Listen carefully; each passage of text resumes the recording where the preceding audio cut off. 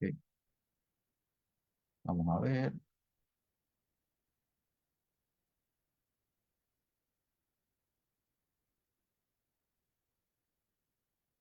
Sí, ya estamos en el aire. Bien, buenas noches. Un placer darle la bienvenida a Conversando con Humberto. Hoy es martes 25 de febrero, día del nacimiento del prócer Matías Ramón Mella. Me van a permitir, por favor, tener una breve palabra de oración antes de iniciar con nuestro tema ya anunciado. Gracias, Padre, por la bendición de poder reunirnos con el doctor Aneuris Vargas y también con las personas que se conectan para escucharnos y vernos. Que sea de utilidad el tema de esta noche. En el nombre de Jesús. Amén. John Mann es un escritor británico, es especializado en escribir acerca de Asia, temas de Asia. Y a mí me llamó una vez mucha atención, me llamó mucho la atención un libro acerca de Saladino. Yo sabía poco de Saladino, solamente lo que había leído en libros de historia, sí, sobre las cruzadas. Y también el conocimiento mío sobre el Islam se fundamentaba en las cosas que la gente, todo el mundo sabe, los chiitas, los sunitas, la égida, Mahoma y todo ese tipo de cosas. Y también el terrorismo y las mujeres con burka.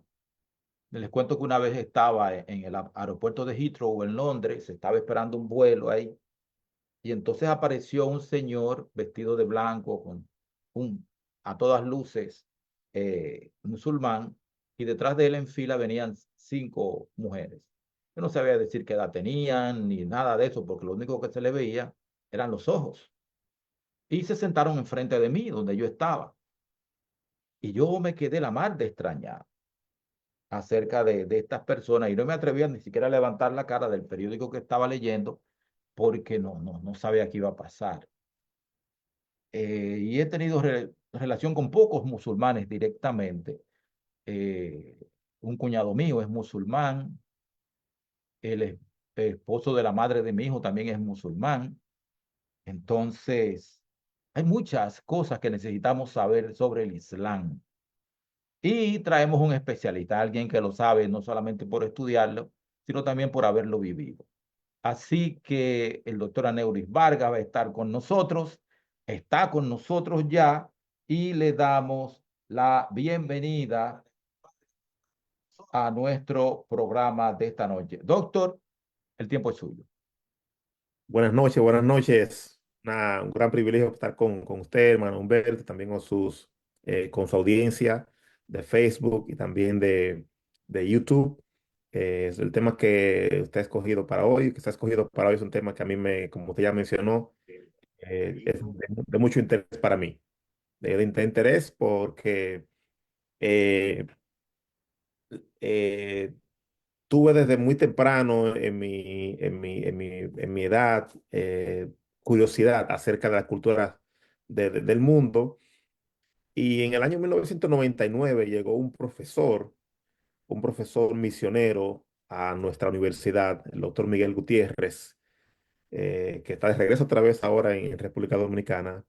Y el doctor Gutiérrez formó lo que se llamó en ese momento un club de misiones. Y el plan del doctor Gutiérrez era sembrar en el corazón de los estudiantes el sueño de algún día servir como misioneros en la llamada ventana 1040. Él decía que uno creció como latino viendo el término misionero como sinónimo de europeo o americano, pero que había un papel importante que los latinos podían jugar en el servicio misionero, sobre todo porque los países latinos tenemos más en común con los países de budistas, hindúes y musulmanes que los americanos, porque nosotros fuimos colonia al igual que ellos. Tenemos culturas muy similares, tenemos una mentalidad menos occidentalizada, menos individualista. Entonces él decía que podíamos soñar y él nos invitaba, él decía, miren, nadie puede alcanzar el mundo entero, ustedes pueden comenzar soñando, escoja una religión, comience a investigar sobre esa religión, comience a orar y sueña con algún día poder ir a uno de esos lugares. Yo era un muchacho, asistía con mi novia, que es mi esposa hoy día, y recuerdo que de las diferentes religiones que estábamos estudiando, yo escogí el Islam. Escogí el Islam, pero el Islam es una familia muy grande con gente de eh, muchos grupos no lingüísticos. Yo escogí a los musulmanes árabes y escogí especialmente Egipto. Y entonces comencé a soñar y Dios con el tiempo me dio la oportunidad justamente de ir, vivir en Egipto, aprender árabe y servir con los musulmanes. Así que, como usted mencionaba, he leído mucho sobre las diferentes religiones mundiales, pero cuando yo leo acerca de los hindúes o los budistas, es básicamente eso, una lectura. Pero Sí. cuando leo acerca de los musulmanes, cuando veo noticias acerca de lo que pasa en diferentes países musulmanes, eso capta mi atención y mi corazón de una manera muy diferente. Así que tengo un interés muy grande en ese tema, definitivamente. Usted habló de la ventana 1040. ¿Qué es eso, la ventana 1040? Bueno, hace un par de décadas, un misionero argentino, apellido Bush, él notó que coincidencialmente la mayoría de los países no alcanzados estaban en una ventana imaginaria que está compuesta eh, por unos 40 grados a lo largo del Ecuador y 10 grados al norte del Ecuador. Entonces le llamó a eso ventana 1040, que son los países que están principalmente el norte de África, el sudeste de Asia, que la gran mayoría de los países menos evangelizados del mundo se encuentran en esa ventana imaginaria. Entonces se le llama ventana 1040 porque en ese lugar viven menos del 10% de los cristianos del mundo.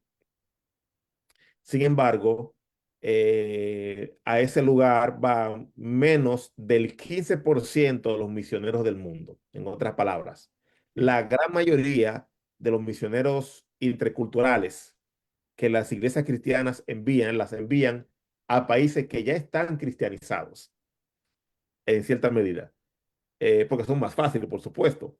Irse claro. de misionero a Brasil, a Perú, a República Dominicana, a Haití, a Jamaica, es más fácil que irse de misionero a la India, que irse de misionero a Japón, irse de misionero a Egipto. Entonces, el doctor Bush identificó esa zona como una ventana imaginaria, entonces ese término se popularizó mucho entre los misiólogos y misioneros del siglo XX, y aunque han pasado ya muchos años de que el concepto se popularizó, en el día de hoy todavía sigue siendo un desafío inmenso evangelizar en esos lugares, sobre todo porque la mayoría de los cristianos prefieren trabajar en lugares más fáciles, Sí, eh, con resultados más rápidos.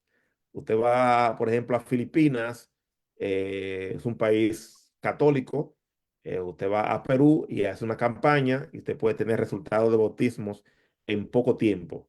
Pero usted va a Japón, usted va a Taiwán, usted va a Kuwait y puede llevar al evangelista del mundo, al mejor evangelista del mundo, invierte mucho dinero, no va a tener esos resultados. Entonces, muchos cristianos están enfocados en un enfoque parecido al de las empresas.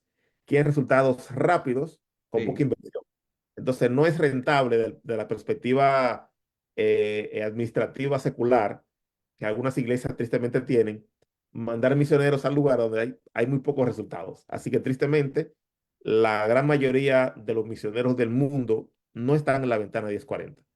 Y la gran mayoría del dinero que sea diezmos y ofrenda, lamentablemente, se invierte en lugares fuera de la ventana 1040. Yo le agradezco al Señor que después que salimos de Egipto, la Asociación General de nuestra denominación adventista ha tenido un reenfoque y está reduciendo el número de presupuestos misioneros de lugares fuera de la ventana de 40, y se está enfocando en mandar más misioneros hacia ese lugar, pero esa zona es tan poblada y tan desafiante que todavía falta muchísimo, muchísimo por hacer.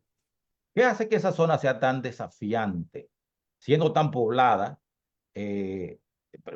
Antes de eso, yo quiero hablar de la historia del Islam. ¿Cómo Ujú. nace el Islam? ¿Cómo se expande? Permítame hacer una comparación. Usted llegó a utilizar, Manuel Humberto, Windows 95. ¿Se acuerda de eso? ¿Cómo? Ah, Windows sí, sí, noventa y sí. cinco, ¿se Sí, acuerda? sí, sí, sí. Ese fue el que más se popularizó, porque antes hubo un Windows 3.1 Ujú. y después de Windows 95 hubo un par de Windows, Windows 97, Windows 2000, que fue octavo, Windows Millennium. Luego vino Windows XP, que se vio muy bueno. Y ya el que tenía Windows XP no usaba Windows 95. Sí. Y ahora creo que vamos en el Windows 11, me parece, ¿verdad? Más o menos. Ujú. Entonces, el Islam surge como una religión monoteísta. El Islam tiene mucho en común con el judaísmo y con el cristianismo. Y Mahoma era un comerciante que vivía en la península arábiga, una península compuesta por muchas tribus árabes que eran politeístas, no estaban unificadas como más adelante sí lo tuvieron. Y entonces Mahoma, según la tradición islámica, tuvo un encuentro con el ángel Gabriel. Y el ángel Gabriel le dio un llamado de parte de Dios. Dios lo llamó a ser su profeta. Ahora, Mahoma era un comerciante casado con una viuda muy rica. Y según la tradición islámica, Mahoma no sabía leer ni escribir.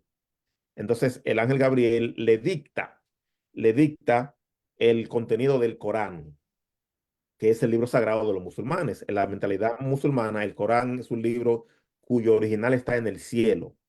Y en el cielo se habla árabe y entonces ellos ven esto como un libro sagrado. Entonces, Mahoma memorizó todo aquello. Los árabes eran muy buenos memorizando. Era una sociedad no tan literaria en cuanto a literatura escrita, pero memorizaban mucho. Y Mahoma tuvo varios asociados que comenzaron a predicar ese mensaje. El mensaje que Gabriel le llevó a Mahoma, según esta tradición, era un mensaje de adorar a un solo Dios.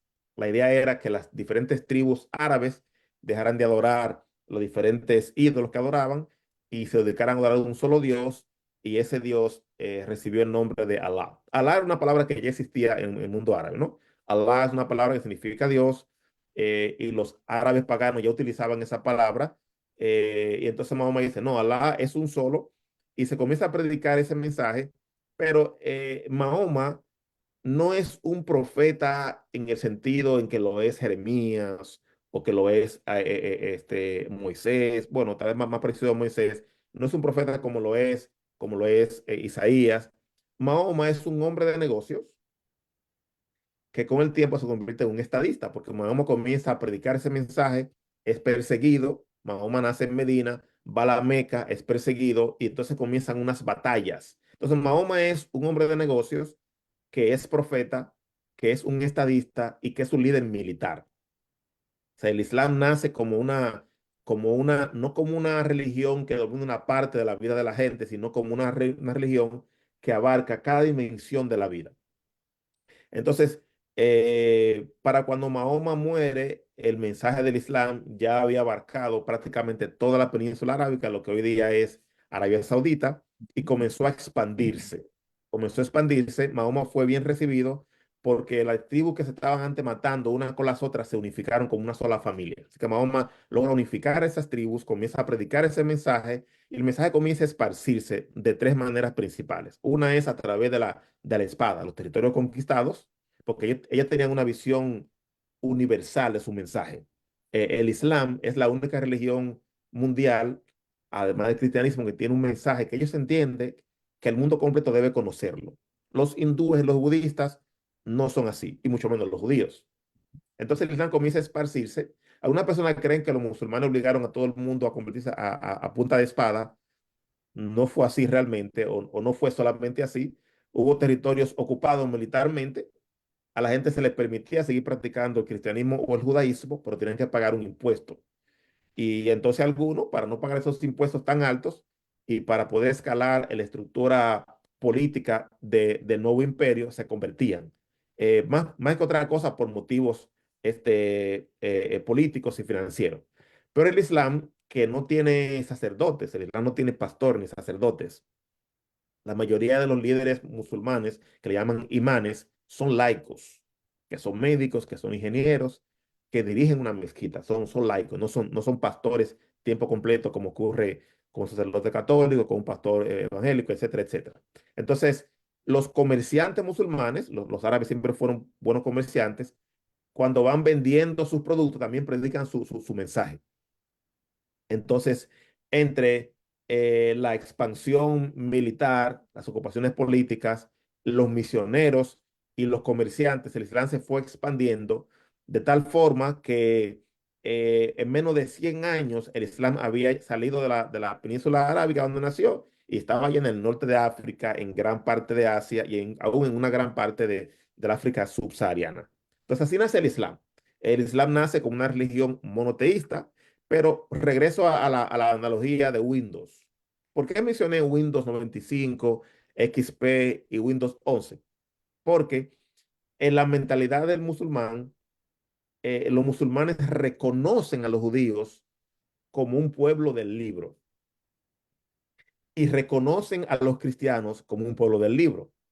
Entonces, un musulmán, según la ley islámica, se le permite casarse con una mujer cristiana o con una mujer judía, porque son pueblos del libro, no con una mujer budista o hindú o pagana.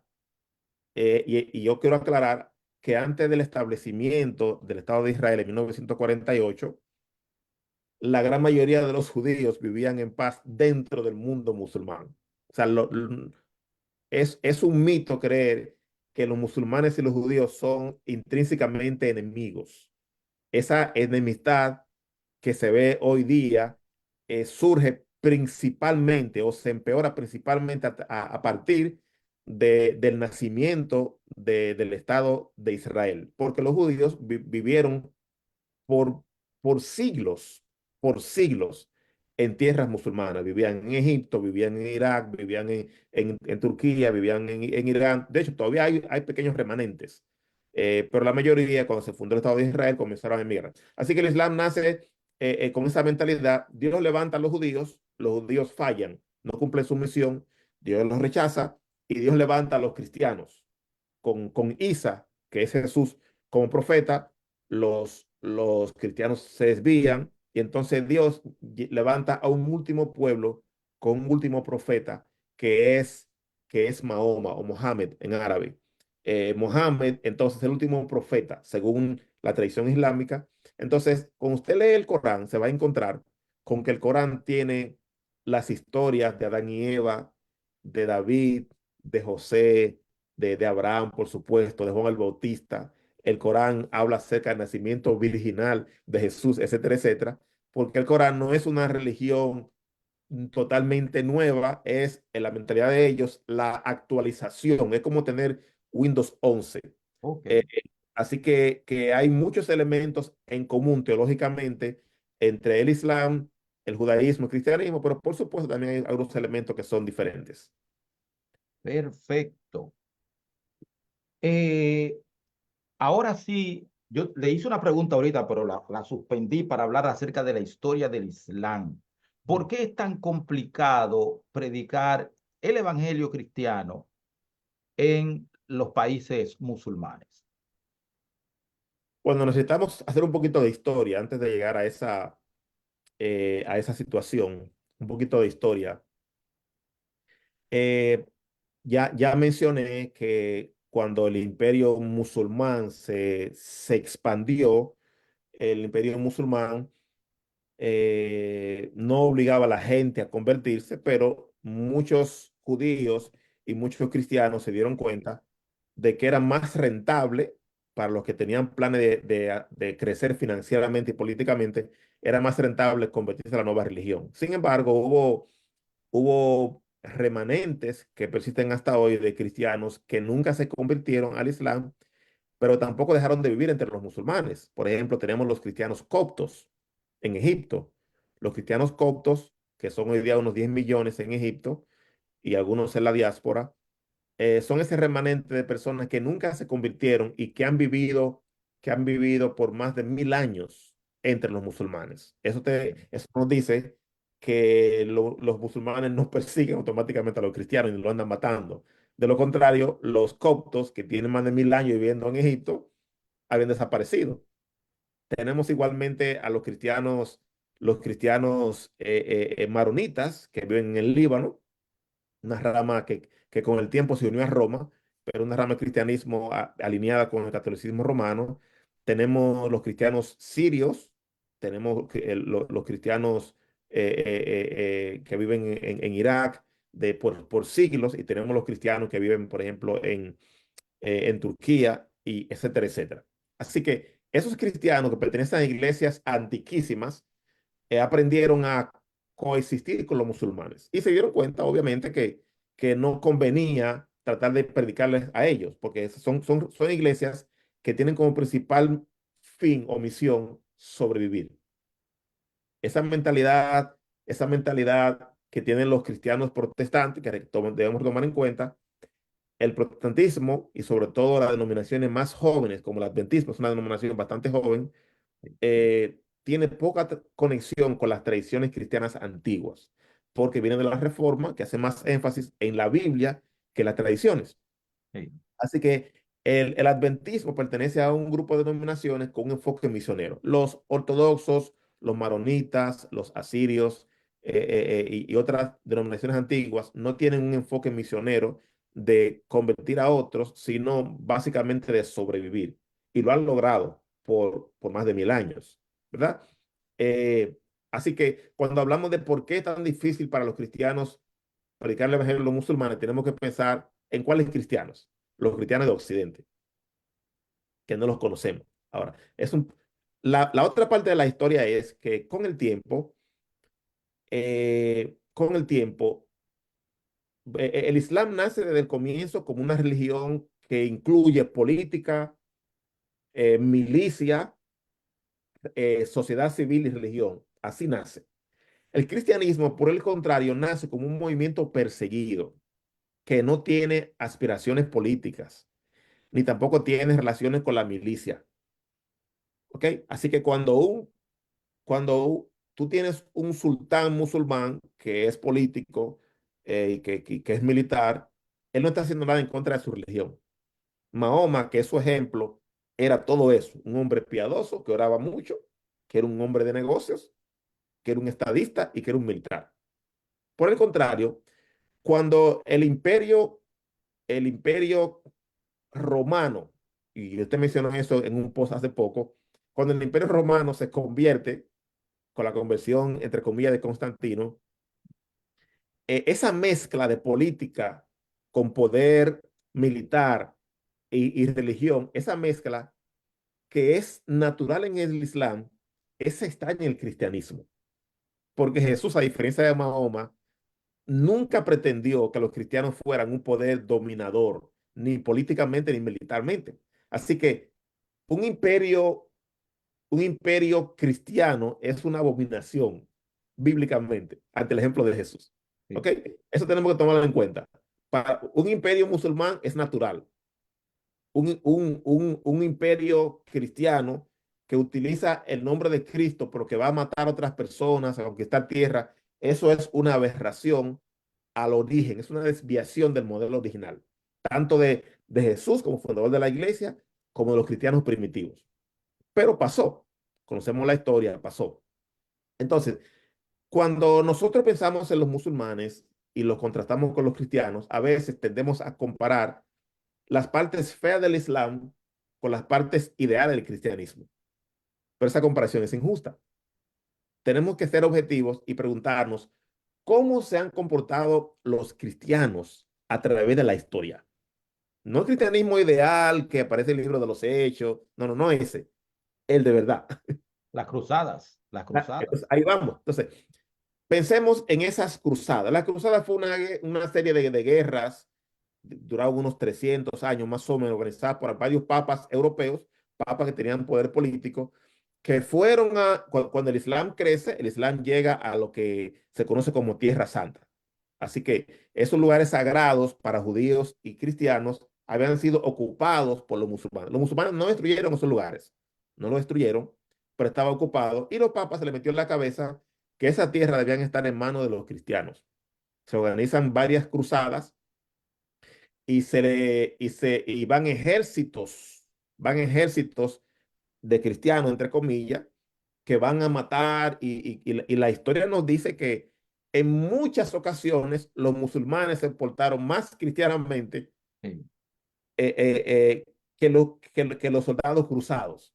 sí, sí. Entonces, así que esa es la primera parte de la historia. Las cruzadas los libros de historia de los países musulmanes hablan de cómo estos cristianos vinieron de Europa a matar musulmanes y a ocupar tierra musulmana. La primera parte. Y judíos también. Mataron judíos.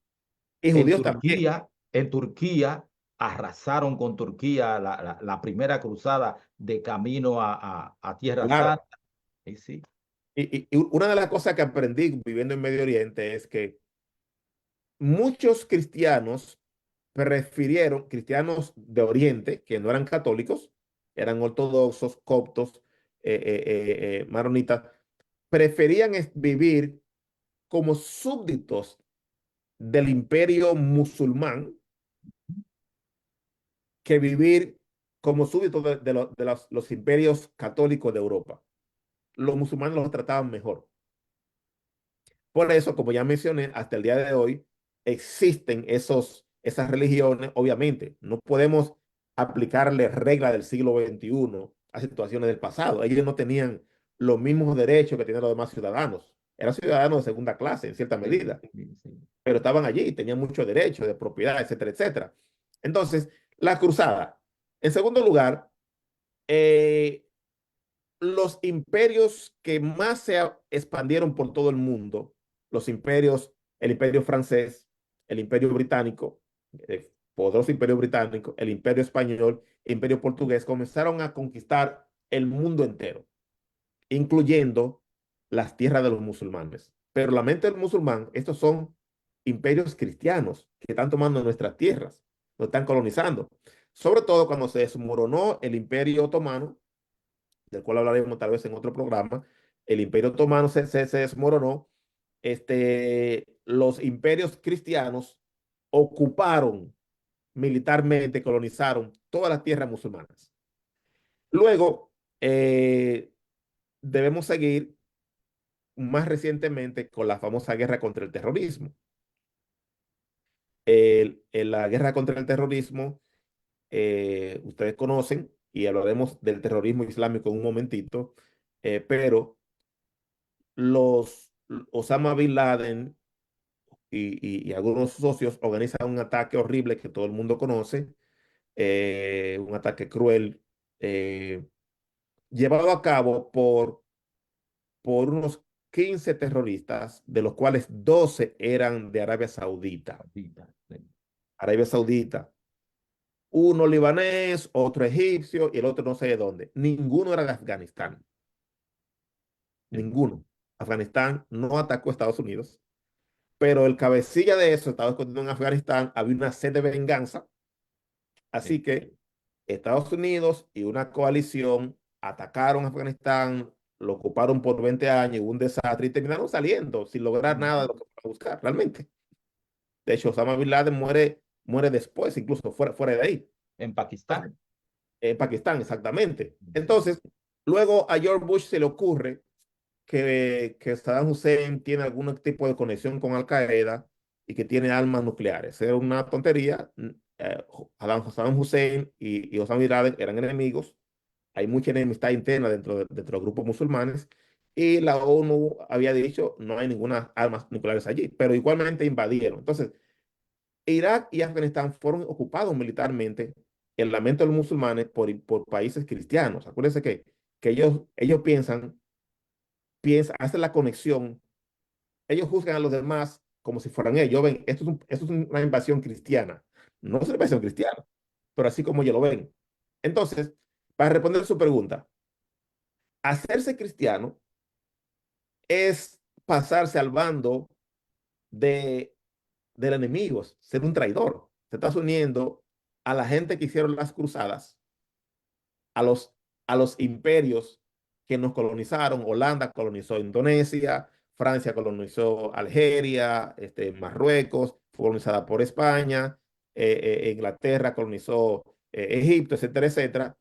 Te pasas al grupo de los enemigos o al grupo de quienes han apoyado las invasiones de Irak y Afganistán. Para complicar más las cosas, los países cristianos, entre comillas, apoyan a Israel y entonces ser cristiano es visto no como seguir a Jesucristo y seguir el tema de los evangelios, sino unirte a un imperio político militar que nos ha atacado y nos odia. Número uno. Número dos, los musulmanes no consumen alcohol, no consumen cerdo y no adoran ídolos, ningún tipo de imágenes. Entonces, es bien sabido que la denominación cristiana más grande del mundo se caracteriza por venerar ídolos y la mayoría de los cristianos del mundo consumen alcohol y consumen cerdo. Así que hacerse cristiano es como pasar de una religión, es como pasar de Windows 11 a Windows 95. Entonces, esas concepciones incorrectas que ellos tienen acerca de qué es el cristianismo, recuérdense que no es, es una comprensión incorrecta basada en unas realidades históricas. Tú dirás como adventista, pero ellos no me representan a mí. Los cruzados no me representan. Los colonizadores europeos no me representan. La gente que invadieron Afganistán e Irak no me representan. Por los musulmanes no lo saben, porque los musulmanes no te conocen.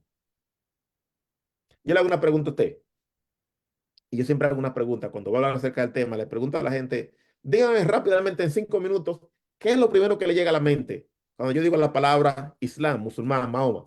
Y la gente me dice rápidamente, bomba, terrorismo, violencia. ¿Por qué? ¿Por qué ocurre eso, Manuel? La prensa Gracias. son hechos. Las únicas veces que una persona escucha en la prensa, en el periódico, en la televisión, la palabra Islam, es en el contexto de un ataque terrorista. Déjeme contar una anécdota para mí chistosa. Hace unos años yo estaba traduciendo un evento que había de pastores y ancianos ahí en la UNAD. El orador era un invitado de la Asociación General de algún país asiático, no recuerdo de qué país. Y pues al final de la exposición del orador, había una sesión de preguntas y respuestas y varias gente preguntó diferentes temas y había un señor que estaba insistiendo mucho, un anciano, que hacer una pregunta. Finalmente se le da la oportunidad y él le pregunta al orador, ¿usted sabe karate? ¿Usted sabe karate? ¿Sabe pelear karate? Sí, sí. Esa fue la pregunta. El anciano, igual que todos los dominicanos, dice, tiene los ojos chiquitos, es chino. Si es chino, sabe pelear karate. Porque nosotros crecimos viendo películas de karate y Sí, creemos que claro. primero que todo, no todos los asiáticos son chinos. Segundo, los chinos no pelean karate, sino kung fu. Pero uno le dice karate a todo eso, ¿verdad? Entonces, estoy hablando de un estereotipo. Entonces, todas las veces que uno veía a un chino en la televisión, estaba peleando karate. Así que uno asumió, bueno, los chinos todos saben pelear karate. Y todas las veces que uno escucha acerca del Islam en la televisión, porque hubo un ataque terrorista o una guerra civil en algunos de esos lugares. Así que uno relaciona instintivamente musulmán, islam con violencia. Es una representación incorrecta porque la gran mayoría, y yo no puedo decir esto no porque lo leí, sino que viví 3 años en Medio Oriente, incluyendo 3 meses en el Líbano, y luego tuve el privilegio de viajar por algunos países musulmanes. Este, la gran mayoría de los musulmanes están en contra de la violencia y están en contra del terrorismo islámico, porque a ellos no les conviene.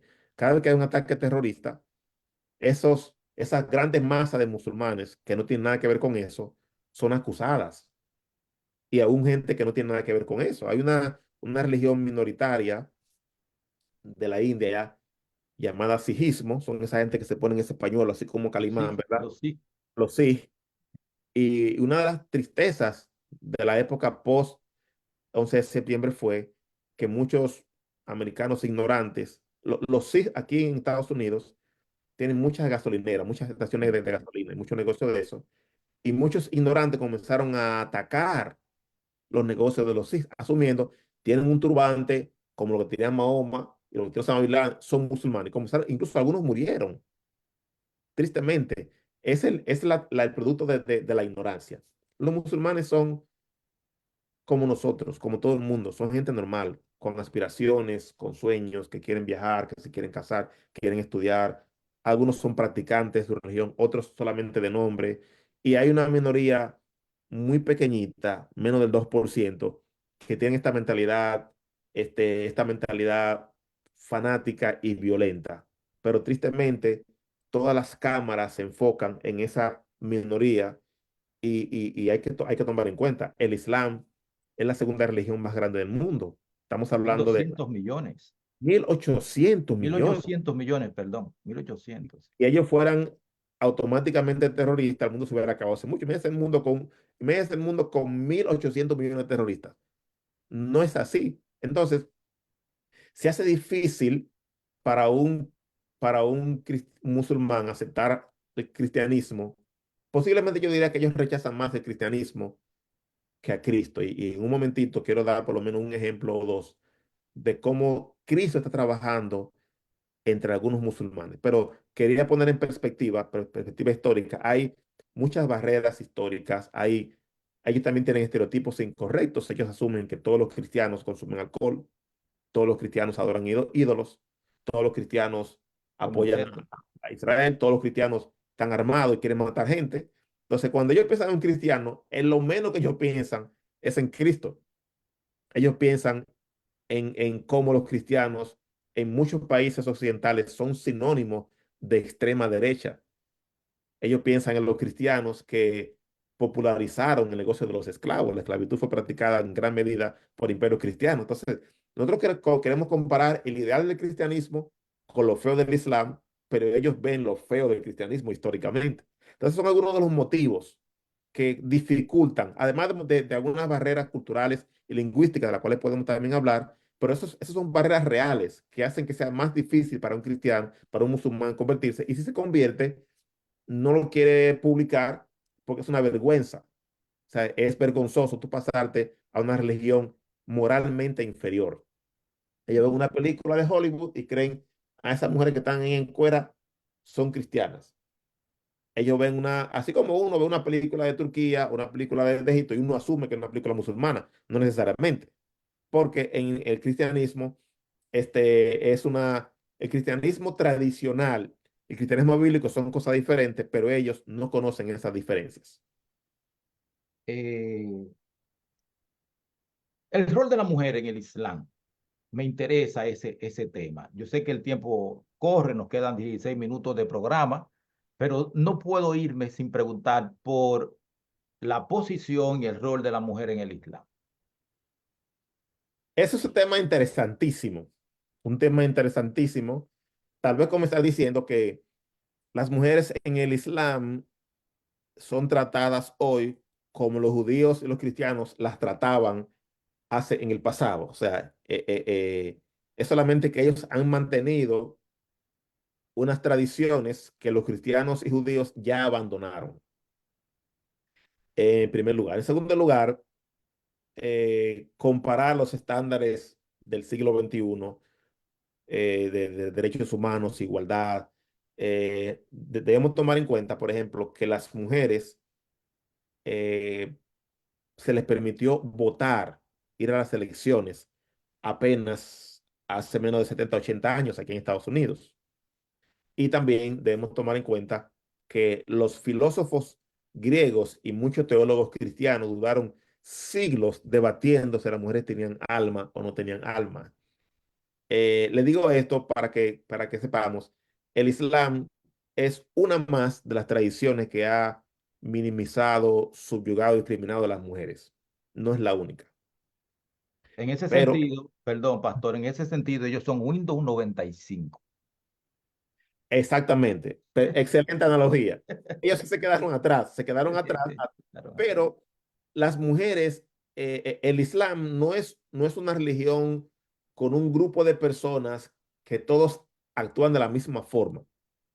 Sí. Eh, vale señalar una frase que se me grabó cuando leí un libro que escribió el profesor Juan Bosch. Breve historia de los pueblos árabes, que los recomiendo. No está actualizado, por eso es una excelente introducción. El profesor Bosch es un excelente comunicador, era un excelente comunicador. Y él decía, no todos los musulmanes son árabes y no todos los árabes son musulmanes. Eh, Esta frase tiene una relación con mi respuesta sobre las mujeres. En primer lugar, el Islam nació como una religión en la península arábiga, pero se expandió. A medida que se iba expandiendo, algunos de los pueblos conquistados o convertidos adoptaban la religión y la lengua árabe. Como pasó con Egipto, pasó con Algeria, con Marruecos, etcétera, etcétera. Pero otros adoptaron solamente la religión, pero preservaron sus propias tradiciones y su propio idioma, como pasó con Irán, que es la antigua Persia, Turquía, Indonesia, Pakistán, Bangladesh, etcétera, etcétera. La India, la India, eh, si Bangladesh y Pakistán, que antes eran parte de la India, todavía estuvieran allí, la India sería el país con más musulmanes del mundo, pero todavía queda una gran parte. Entonces, los musulmanes viven en muchos contextos diferentes y la mujer no ocupa el mismo lugar en cada parte. Por ejemplo, le doy un ejemplo, en Arabia Saudita se está debatiendo apenas, hace unos pocos años, permitirse que las mujeres que puedan manejar. Sí, lo vi. Usted va al Líbano, usted va al Líbano, sobre todo en la parte sunita del Líbano, y usted no puede distinguir una mujer musulmana de una mujer europea. Usted va a Egipto y las mujeres manejan y ahí están en la política y están en los negocios. Sí. Entonces, en la forma como las mujeres son tratadas en Afganistán por los talibanes, no es así que son tratadas en todas partes. De hecho, perdón que le interrumpa, en Pakistán hubo una líder tremenda que la asesinaron, pero Claro, que había sido primer ministro y que iba a volver a ganar las elecciones. claro, claro. Y hasta hace poquito fue derrocada la primera ministra de Bangladesh, Exacto, un sí, sí. país musulmán súper tradicional, gobernado Ujú. por las mujeres. Y también Pakistán hubo una mujer que usted ya mencionó. Así que eso le da a usted una idea de que las mujeres no son tratadas de la misma forma en cada rincón del mundo musulmán, porque es un mundo muy diverso, muy diverso. Luego tú hay que determinar quién está gobernando. Tienes, por ejemplo, una teocracia en Arabia, en En Irán, Irán, tienes una teocracia y el trato que se le da a las mujeres en Irán no es el que se le da en Turquía, que es una república. Entonces, de hecho, hay países musulmanes donde las mujeres no usan el velo. Entonces, para responder su pregunta, es complejo. En muchos países musulmanes, según su contexto, como Irán, Afganistán, la mujer vale dos cheles, pero hay países donde las mujeres musulmanas tienen mucha libertad, tienen desarrollo financiero, capacitación académica y tienen incluso poder político. Así que eso varía mucho de un lugar, de un lugar a otro dentro del mundo musulmán, que es un mundo bastante heterogéneo. la iglesia adventista avanza en el Islam. No, no, tenemos gran potencial para avanzar, tenemos gran potencial para avanzar, pero yo diría que muy pocas iglesias cristianas avanzan. La mayoría de los cristianos que viven en el mundo musulmán son el remanente de los cristianos que estaban allí hace más de 1300 años, 1400 años antes de que el Islam llegara. Los cristianos iraquíes, los cristianos asirios, los cristianos coptos que ya mencioné y otros más. Y luego tú tienes muchos cristianos que son extranjeros que viven en esos países. Por ejemplo, hay muchos cristianos en el Golfo Pérsico, en Kuwait, en Qatar, en Arabia Saudita, principalmente filipinos y algunos africanos. Pero personas que se están convirtiendo al Islam, realmente el adventismo, yo creo que hay varias razones, ha avanzado muy poquito entre el Islam. Yo tengo una teoría, una hipótesis. Una es los adventistas comenzamos como un movimiento misionero mundial y hemos perdido el fuego. Hemos perdido el fuego y lo hemos reemplazado con tres elementos interesantes. Primero decimos, no hay que ir a predicar para la ventana 10:40 porque cuando venga la lluvia tardía, en ese momento vamos a resolver.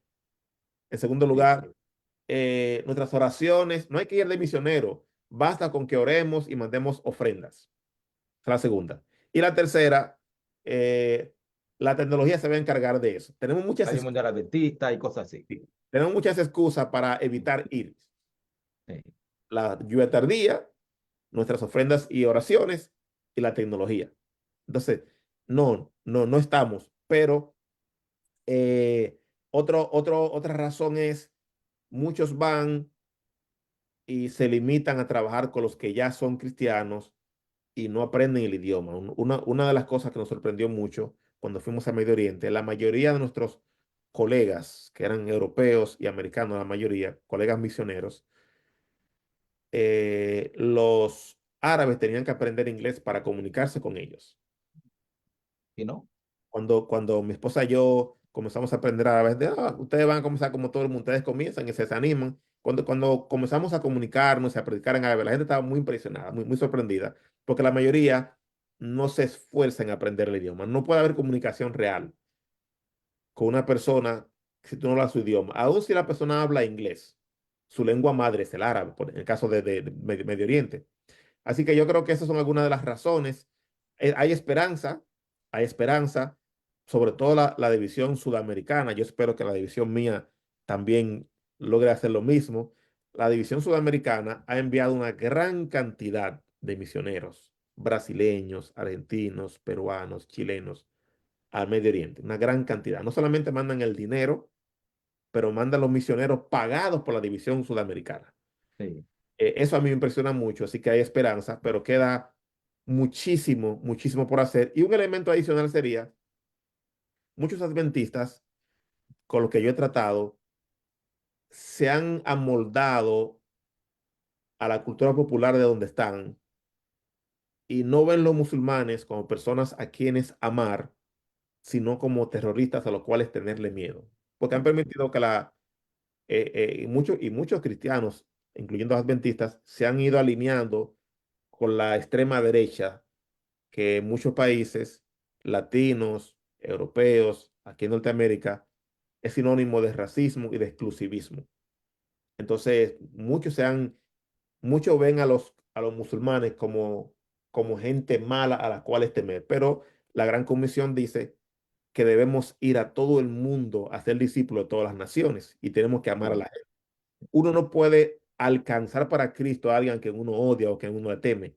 Entonces hemos permitido que la prensa moldee nuestra forma de pensar en cuanto a los extranjeros y en cuanto a los pueblos no cristianos. A mí me parece que esos son desafíos grandes que tenemos que ayudar a vencer. Por eso estuve muy contento cuando decidimos hacer este programa con la esperanza de que unas personas puedan tener un poquito de información de primera mano, sabiendo que aunque ciertamente hay radicales fanáticos, los hay, no es que no los hay, son la minoría y la mayoría de la gente normal, que son gente normal, las cámaras no se enfocan en ellos, son científicos, son deportistas, son musulmanes nominales y de hecho gran parte de la ciencia moderna descansa sobre descubrimientos. Cuando Europa estaba sumido en la edad oscura, las ciencias estaban avanzando en gran medida en las tierras árabes y musulmanas. El Entonces, árabe que todos odiamos, el que así es. aparece en la portada de Baldor. Ah, exactamente. Bueno, Se ve el árabe que todos. Yo, yo tengo un gran respeto por la. Este es un comercial, tengo un gran respeto por la división sudamericana. Para mí es una división, los líderes de ahí, los hermanos, me encanta. yo los admiro mucho. Sí, sí, son buenos, buenos, buenos. Por otro lado, y será predicado el evangelio del reino por testimonio a todas las naciones, entonces vendrá el fin. Todos nos queremos ir de aquí, queremos que el Señor venga, pero la ventana 1040 se levanta todavía como una valla que hasta que no brinquemos esa valla y lleguemos a los 1.800 millones de musulmanes que hay en el mundo, vamos a tener problemas. Pero nos hemos acomodado. El pastor Luis Miguel Acevedo le manda un gran saludo, ministro. Luis Miguel Abrazo para ti, Acevedo. hermano. Vamos a ver cómo se hace. eh, como se hace Luis Miguel con el problema de la USAID, a ver cómo siguen trabajando. Pero el Señor está Sí. en el cielo. Carlos Julio Suberví pregunta, ¿de dónde es el pastor de aquí? Es dominicano, es De dominicano, Jaina, de Jainero. de Jaina, Jainero. Sí, sí. Así que ya tú sabes, Carlos Julio Suberví. Bien, mi hermano, mis hermanos, 10:57 de la noche, hemos llegado al final. ¿Algún resumen rápido de sus posiciones con respecto al Islam, ministro? Sí, en primer lugar, no quiero desestimar las excusas que se dan frecuentemente para no ir. No quiero desestimarlas. Realmente, cuando el pueblo remanente reciba la lluvia tardía, va a completar ese último pregón, ese gran clamor en todo el mundo. Así que habrá un impacto misionero. Sí, Realmente nuestras oraciones y ofrendas sí tienen un impacto. Y realmente la tecnología sí tiene un impacto. Ahora, el Islam está llegando a nuestras tierras. Como sí, nosotros no estamos yendo, Dios nos los está trayendo.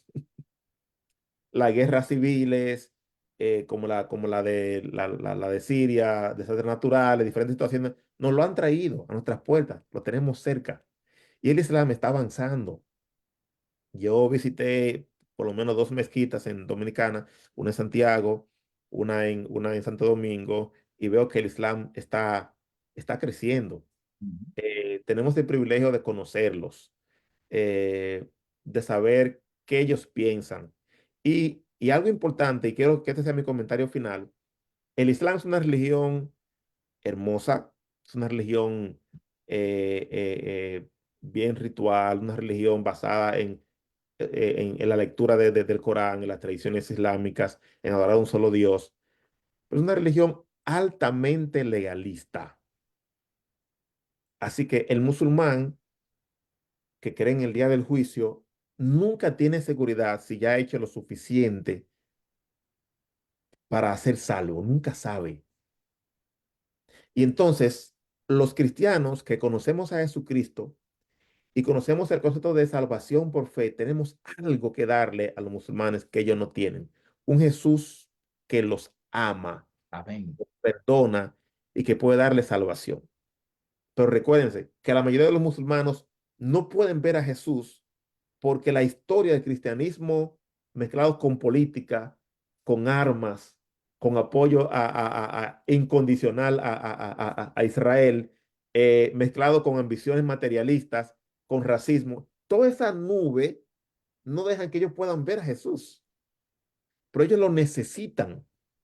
Sí, De hecho, los musulmanes, yo creo que hay una semillita que Dios sembró en el Corán y en el Islam. ¿Por qué? Porque los musulmanes reconocen a Jesús como un profeta, pero hay un problema. Según el Islam, Jesús nunca murió. Jesús nació de una virgen.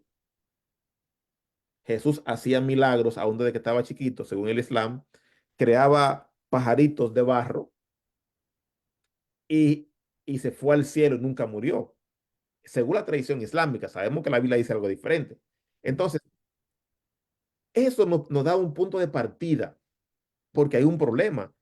Si Jesús es simplemente un profeta como todo lo demás, uno le pregunta a los musulmanes, ¿por qué tiene que nacer de una virgen? Ningún otro profeta nace de una virgen. Segundo, ¿por qué puede crear vida a partir de la materia inanimada? Tercero, ¿por qué nunca murió?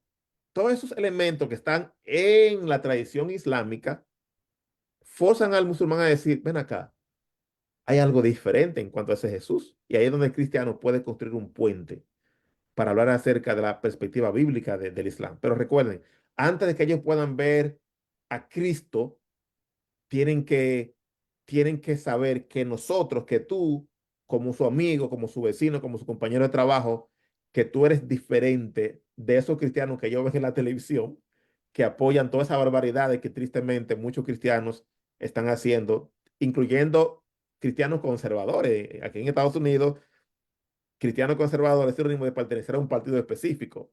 sí, Y eso es algo que empaña el nombre de Cristo.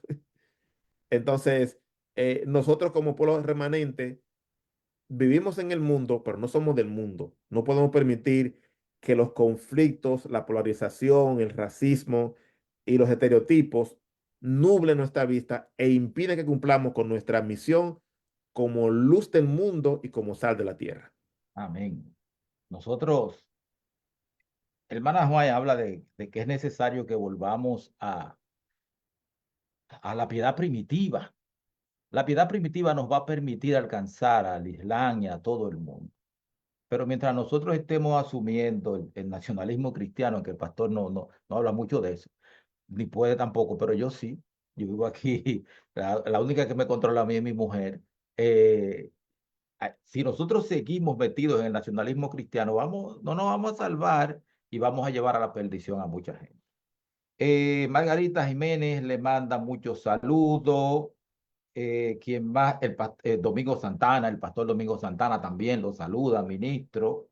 Ya le dije que Luis Miguel Acevedo lo saludó. ¿Quién más? ¿Quién más?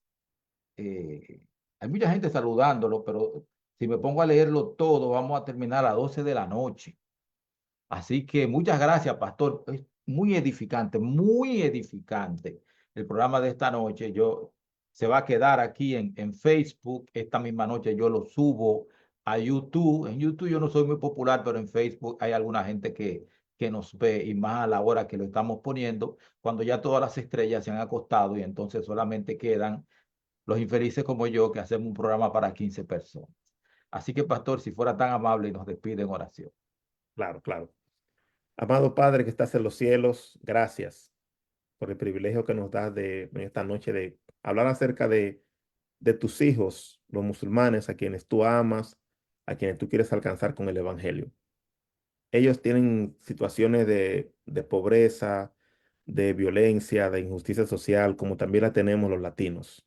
Han sido ocupados militarmente, han sido colonizados, al igual que nosotros, y conocen por experiencia personal lo que significa los desastres y la dificultad de este mundo.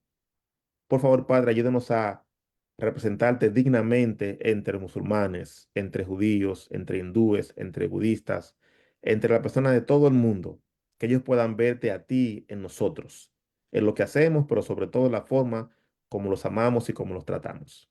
Te pido una bendición para cada uno de los oyentes, los seguidores del hermano Humberto, también para él y para su familia. Gracias, Señor. Oramos en el nombre de Jesús. Amén. Amén. Amigos, buenas noches. Ha sido un placer que nos acompañaran. Nos juntamos este jueves con la lección de escuela sabática, clase de maestro, y el martes próximo volvemos otra vez con un tema muy interesante como este. Que Dios les bendiga. Pasen muy buenas noches.